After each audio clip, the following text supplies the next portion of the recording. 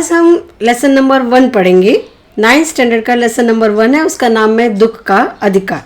उसके राइटर हैं यशपाल जी।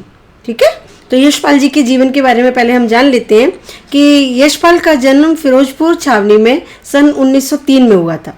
इन्होंने आरंभिक शिक्षा जो है स्थानीय स्कूल में, वहाँ का जो लोकल स्कूल था उसमें फिरोजपुर छावनी में, और उच्च शिक्षा हायर जो एजुकेशन है वो लाहौर में पाई। यशपाल विद्यार्थी काल से ही क्रांतिकारी गतिविधियों से जुड़ गए थे। वो जब वो विद्यार्थी थे तो ही क्रांतिकारी भाग लेते थे वो एक्टिविटी में, और अमर शहीद भगत सिंह आदि के साथ मिलकर इन्होंने भारतीय स्वतंत्रता आंदोलन में भी भाग लिया था। यशपाल की प्रमुख कृतियां हैं जो उनकी लिखी हुई बुक्स हैं, देशद्रोही, पार्टी कामरेड, दादा कामरेड, झूठा सच तथा मेरी तेरी, और उसके बाद सभी उपन्यास हैं, और ज्ञानदान, तर्क का तूफान, पिंजरे की उड़ान, फूलों का कुर्ता, उत्तराधिकारी, सभी कहानी संग्रह हैं ये, और सिंहावलोकन इनकी आत्मकथा है। मेरी तेरी उसकी बात पर यशपाल को साहित्य अकादमी पुरस्कार मिला है, और यशपाल की कहानियों में कथा रस सर्वत्र मिलता है। वर्ग संघर्ष, मनोविश्लेषण और पेना व्यंग्य उनकी कहानियों की विशेषताएं हैं। यशपाल का ये मानते रहे हैं कि समाज को उन्नत बनाने का एक ही रास्ता है। अगर समाज को उन्नति दिलानी है तो उसका एक ही रास्ता है कि सामाजिक समानता के साथ साथ आर्थिक समानता, समाज में जो है एक समानता होनी चाहिए, सबकी आर्थिक समानता भी होनी चाहिए, जाति भेद नहीं होना चाहिए, ऊंच नीच गरीब अमीर सब ये समाप्त हो जाने चाहिए।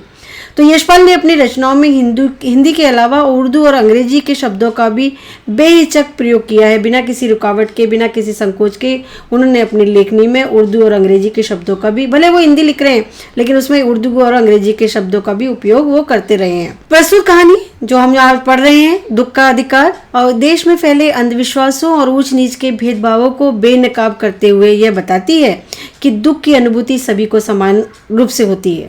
दुख जब आता है तो वो ये नहीं देखता है कि ये कौन से रंग का है या कौन सी जाति का है या कौन से धर्म का है। कहानी धनी लोगों की अमानवीयता और गरीबों की मजबूरी को भी पूरी गहराई से उजागर करती है कि कितने धनी जो लोग होते हैं वो कितने अमानवीय व्यवहार करने लग जाते हैं और गरीब इंसान कितना मजबूर हो जाता है। ये सही है कि दुख सभी को तोड़ता है, दुख में सब टूट जाते हैं, दुख में मातम मनाना हर कोई चाहता है। ठीक है, और दुख के एक क्षण से सामना होने पर सब अवश हो जाते हैं, सब दुखी हो जाते हैं, बेहाल हो जाते हैं, परेशान हो जाते हैं। पर इस देश में ऐसे भी अभागे लोग हैं जिन्हें न तो दुख मनाने का अधिकार है न अवकाश है। उनके पास में कोई छुट्टी नहीं है कि वो अपने दुख में दुखी भी हो सके, चैन से दुख को भी अनुभूति कर सके। भाई हमारे ऊपर आज दुख आ गया है, आज हम काम पे नहीं जाएंगे, आज हम घर पे बैठे रहेंगे आज क्योंकि आज हम दुखी हैं। ऐसा नहीं है, दुख आ गया है तो भी उनको काम तो करना ही पड़ता है। आपका लेसन अभी है कि दुख का अधिकार में कि मनुष्य की पोशाकें उन्हें विभिन्न श्रेणियों में बांट देती हैं। अब कपड़े से भी देखोगे, कोई अमीर आदमी है तो उसने अच्छे ब्रांडेड कपड़े पहन रखे हैं, एक गरीब आदमी है तो साधारण कपड़े पहन रखे हैं। प्रायः पोशाक ही समाज में मनुष्य का अधिकार और उसका दर्जा निश्चित करती है। कपड़ों से पता चल जाता है कि ये बड़ा आदमी है और ये छोटा आदमी है। वो हमारे लिए अनेक बंद दरवाजे खोल देती है। बहुत दरवाजे बंद हैं लेकिन आप बहुत अप टू डेट होके जा रहे हैं, बहुत तैयार होके जा रहे हैं तो आपका काम हो जाता है। आपका ड्रेसिंग सेंस अगर बराबर है तो जरूरी नहीं है कि कपड़े बहुत महंगे हों, लेकिन उसका पहनने का तरीका बहुत अच्छे सलीके से पहने गए हैं तो बहुत फर्क पड़ता है आपकी पर्सनैलिटी के ऊपर। परंतु कभी ऐसी भी परिस्थिति आ जाती है कि हम जरा नीचे झुककर समाज की निचली श्रेणियों की अनुभूति को समझना चाहते हैं कि थोड़ा नीचे के लोगों की कैसी भावनाएं हैं, वो किस तरह का जीवन गुजार रहे हैं, अगर वो जानना चाहते हैं तो उस समय यह पोशाक ही बंधन और अड़चन बन जाती है, अड़चन यानी कि रुकावट बन जाती है। जैसे वायु की लहरें कटी हुई पतंग को सहसा भूमि पर नहीं गिर जाने देती हैं। एक जो पतंग है वो कट जाती है तो तुरंत ऐसे तो नहीं है कि हवा आई और नीचे गिरा दिया। उसी तरह खास परिस्थितियों में भी हमारी पोशाक हमें झुक सकने से रोके रहती है। ठीक है, बाजार में फुटपाथ पर कुछ खरबूजे डलिया में और कुछ जमीन पर बिक्री के लिए रखे जान पड़ते थे कि किसी ने बेचने के लिए जैसे कि रख दिए, कुछ डलिया में कुछ जमीन पे रखे गए। खरबूजों के समीप एक अधेड़ उम्र की औरत बैठी रो रही थी। आधी उम्र जिसकी बीत गई है उसको अधेड़ बोलते हैं। तो एक औरत है वो वहां पे बैठी बैठी रो रही है। खरबूजे बिक्री के लिए थे, खरबूजे भी बेच रही है और रोती भी जा रही है, परंतु उन्हें खरीदने के लिए कोई कैसे आगे बढ़ता। वो रो रही है तो कोई आगे भी नहीं आ रहा है खरबूजे खरीदने के लिए। खरबूजों को बेचने वाली तो कपड़े से मुंह छिपाए, सिर को घुटनों पर रखे, फफक कर रो रही थी, वो फफक कर रोई जा रही थी, बहुत ज़्यादा रो रही थी, वो बहुत दुखी थी, इसलिए उसका वो इस तरह से रोना। जब कोई बहुत दुखी हो रहा होता है, बहुत ही हद से ज़्यादा किसी के ऊपर विपत्ति आ गई होती है, तो उस टाइम पे उसका इस तरह का रोना आ रहा होता है। पड़ोस की दुकानों के तख्तों पर बैठे या बाजार में खड़े लोग घृणा से उस स्त्री के संबंध में बातें कर रहे थे। पड़ोस में जो दुकानें थी उनके तख्तों पे बाहर आदमी बैठे हुए थे, वो या जो लोग मार्केट में घूम रहे थे, वो उस नफरत की घृणा से, यानी कि नफरत की तरह से उसके औरत की तरफ देख रहे थे और उसके संबंध में बातें कर रहे थे। उस स्त्री का रोना देखकर मन में एक व्यथा सी उठी, एक पीड़ा, व्यथा मतलब एक पीड़ा जैसी उठती है कि क्या कारण होगा कि ये स्त्री क्यों रो रही है और सब इस तरह से बातें कर रहे हैं इसके बारे में। पर उसके रोने का कारण जानने का उपाय क्या था, उसके जानने का कैसे पता चले कि वो क्या कारण है कि क्यों रो जा रही है। फुटपाथ पर उसके समीप बैठ सकने में मेरी पोशाक ही व्यवधान बन खड़ी हो गई, क्योंकि जो लेखक है उसने अच्छे कपड़े पहन रखे हैं। अब फुटपाथ पे एक गरीब औरत के पास में कैसे बैठ जाए, कैसे बात करे और कैसे उसका दुख दर्द तकलीफ पूछे उससे। एक आदमी ने घृणा से एक तरफ थूकते हुए कहा, क्या जमाना है, जवान लड़के को मरे पूरा दिन नहीं बीता और ये बेहिया दुकान लगा के बैठ गई। बेहिया यानी कि बेशरम, ये कैसी औरत है कि अभी पूरा दिन भी नहीं हुआ है लड़के को मरे हुए इसके, और ये दुकान लगा के भी बैठ गई है, माल बेचने के लिए आ गई दुकान में। दूसरे साहब अपनी दाढ़ी खुजलाते हुए कह रहे थे, एक दूसरा पर्सन है, वो अपनी दाढ़ी खुजाते खुजाते बोलता है, अरे जैसी नीयत होती है अल्लाह भी वैसी ही बरकत देता है, जैसी इसकी नीयत वैसा भगवान ने इसको दिखा रखा है ना। तो वो भी उसके हाँ में हाँ मिला रहा होता है पहले वाले आदमी की में। सामने की फुटपाथ पर खड़े एक आदमी ने दिए सलाई यानी कि माचिस की तिल्ली से कान खुजाते हुए कहा, अरे इन लोगों का क्या है, ये कमीने लोग रोटी के टुकड़े पर जान देते हैं और इनके लिए बेटा बेटी, खसम लुगाई, धर्म ईमान सब रोटी का टुकड़ा है, इनके लिए कोई वैल्यू नहीं है, बेटे बेटी की भी कोई वैल्यू नहीं है, खसम यानी कि पति पत्नी, यहाँ पे हम बोलेंगे पति पत्नी की भी, और धर्म ईमान सब बेकार है इनके लिए, इनको तो सिर्फ रोटी से मतलब रहता है ये गरीब इंसानों को। तो परचून की दुकान पर, परचून यानी कि जिस पे दाल चावल घी तेल ऐसे सामान मिलते हैं उसको परचून की दुकान बोलते हैं। परचून की दुकान पर बैठे लाला जी ने कहा, अरे भाई साहब उनके लिए मरे जिए का कोई मतलब ना हो, इनके लिए मरने जीने का कोई मतलब नहीं है, पर दूसरे के धर्म ईमान का तो ख्याल करना चाहिए, हमारे ईमान धर्म का तो ख्याल कर लेते, अपना नहीं तो। जवान बेटे के मरने पर 13 दिन तक सूतक होता है। 13 दिन तक सूतक यानी कि किसी के घर अगर कोई बच्चे ने जन्म लिया है तो उसके घर में 11 दिन तक, जब तक उसका नामकरण नहीं हो जाएगा तब तक भी सूतक रहते हैं, या कहीं कोई एक्सपायर हो गया उसका 13वीं ना हो जाए तब तक सूतक माने जाते हैं, और उस परिवार के लोग कहीं किसी के घर में जाते आते नहीं है, उसके मतलब छुआछूत मानते हैं, पूजा पाठ नहीं होता है तो उसको सूतक बोलते हैं। और वो यहाँ सड़क पर बाजार में आकर खरबूजे बेचने बैठ गई। एक दिन भी पूरा गुजरा नहीं है और अपने बेटे को मरे हुए और ये खरबूजे बेचने के लिए आके बैठ गई है, और इसके घर में तो सूतक लगे हुए हैं, तो इससे हम खरबूजे कैसे खरीद के खाएंगे। 1000 आदमी आते जाते हैं, कोई क्या जानता है, किसको पता है कि इसके घर में क्या हुआ है, हम तो दुकानदार हैं आजू बाजू के इसलिए हमको सब पता है, लेकिन बाकी को क्या पता है कि इसके घर में सूतक है। कोई इसके खरबूजे खा ले तो उसका ईमान धर्म कैसे रहेगा, उसके घर तो ईमान धर्म नष्ट हो जाएगा, क्या अंधेर है। इस तरह से वो आपस में दुकानदार जो है वहाँ पे वो बातें कर रहे हैं उस औरत को देख के। पास पड़ोस की दुकानों से पूछने पर पता लगा कि उसका 23 बरस का, कितना 23 ईयर्स, तो 23 बरस का जवान लड़का था। घर में उसकी बहू और पोता पोती है, घर में बहू भी है और पोते पोती भी हैं। लड़का शहर के पास 1.5 बीघा भर जमीन में कचियारी यानी कि सब्जी की खेती, सब्जी का काम कर खेती करता था, वहाँ पे सब्जियाँ उगाता था। कचियारी करके परिवार का निर्वाह करता था, यानी कि परिवार का गुजारा चलाता था। 1.5 बीघा उसके पास ज़मीन थी, उसमें सब्जियाँ पैदा करता था और उसको मार्केट में बेच के अपने परिवार का भरण पोषण करता था, पालन पोषण करता था। खरबूजों की डलिया बाजार में पहुंचाकर कभी लड़का स्वयं सौदे के पास बैठ जाता, कभी माँ बैठ जाती थी। ठीक है, तो खरबूजे बेचने हैं तो डलिया के पास कभी माँ बैठी है कभी बेटा बैठा है। लड़का परसों सुबह मुंह अंधेरे बेलों में से पक्के खरबूजे चुन रहा था, बेलों में जाके खरबूजे चुन रहा था बेचने के लिए।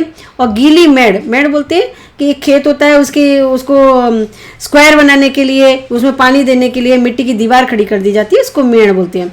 तो गीली मेड़ की तरावट मतलब उसमें नमी में विश्राम करते हुए उसमें आराम कर रहा था। मेड़ जो गीली हो गई थी, पानी खेतों में डाला था इसलिए तो ठंडक आ गई थी उस मिट्टी में, तो जो मेड़ थी उस पर विश्राम करते हुए एक सांप पर लड़के का पैर पड़ गया।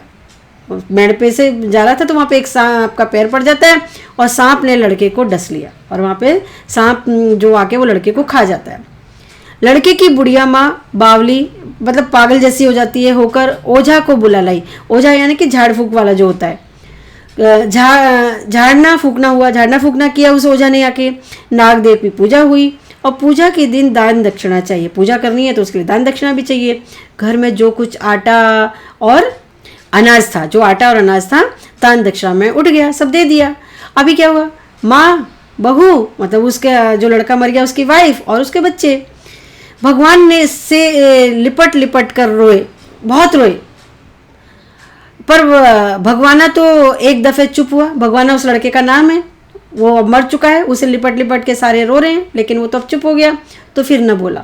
सर्प के विष से उसका सब बदन काला पड़ गया था। उसका सारा बदन जो है वो काला पड़ जाता है, सांप का जहर उसके पूरे शरीर में फैल जाता है।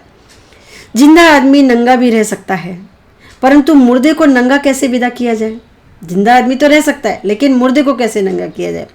और इसलिए उसके लिए बजाज की दुकान जो कपड़ा बेचता है, उसको ये आपका शब्द समूह भी हो जाता है कि कपड़े बेचने वाले को क्या बोलते हैं, तो बजाज।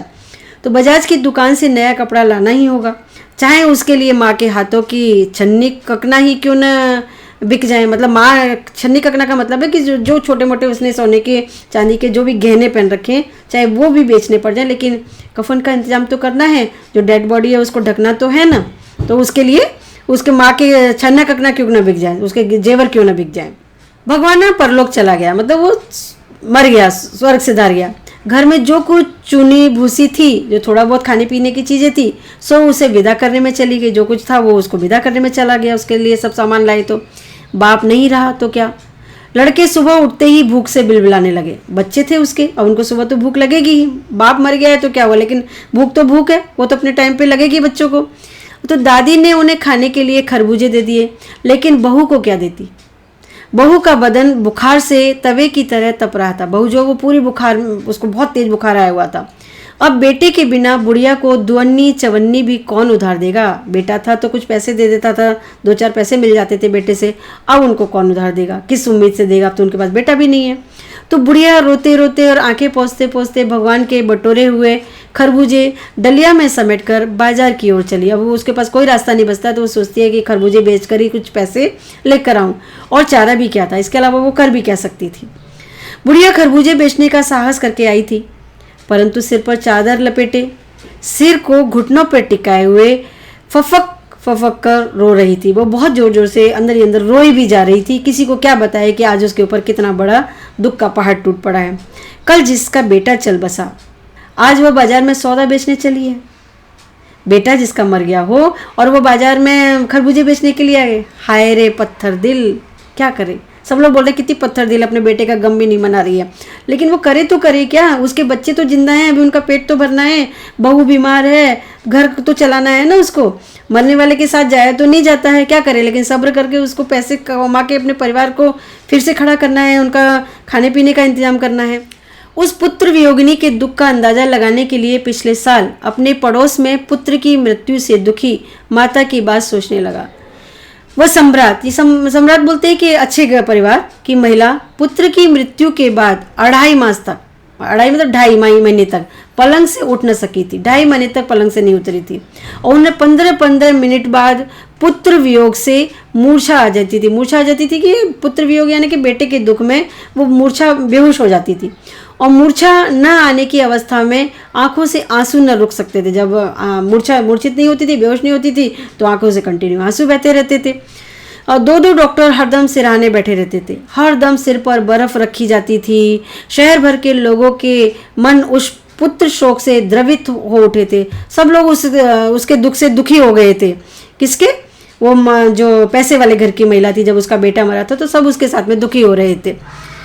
जब मन को सूझ का रास्ता नहीं मिलता तो बेचैनी से कदम तेज हो जाते हैं। जब कोई रास्ता नहीं मिलता तो बेचैनी इंसान के मन की बढ़ी जाती है, और उसी हालत में नाक ऊपर उठाए राह चलतों से ठोकरे खाता मैं चला जा रहा था और सोच रहा था कि कैसा माहौल है, कैसा वातावरण है, कैसी सोच है लोगों की, कैसी परिस्थितियां लोगों के जीवन में आ जाती हैं। ये सोचता हुआ लेखन आगे चला जा रहा है।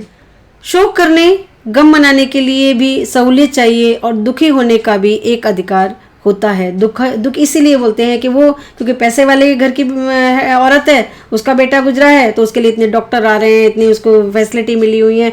लेकिन क्योंकि वो गरीब घर की है तो उसको तुरंत बेटे के मरने के बाद में मार्केट में जाके खरबूजे बेचने के लिए मजबूर होना पड़ रहा है, क्योंकि बिना पैसों के वो अपने परिवार का पोषण कैसे करेगी, उनके बच्चों को खाना पीना कैसे खिला पाएगी। तो ये मजबूरी है इंसान की, जो इस तरह के हालातों में इतने बड़े भारी दुख में भी उसको काम करना पड़ रहा है। तो होप आप लोगों को ये लेसन अच्छे से समझ में आ गया होगा और अपने क्वेश्चंस को आप अच्छे से लिख पाएंगे।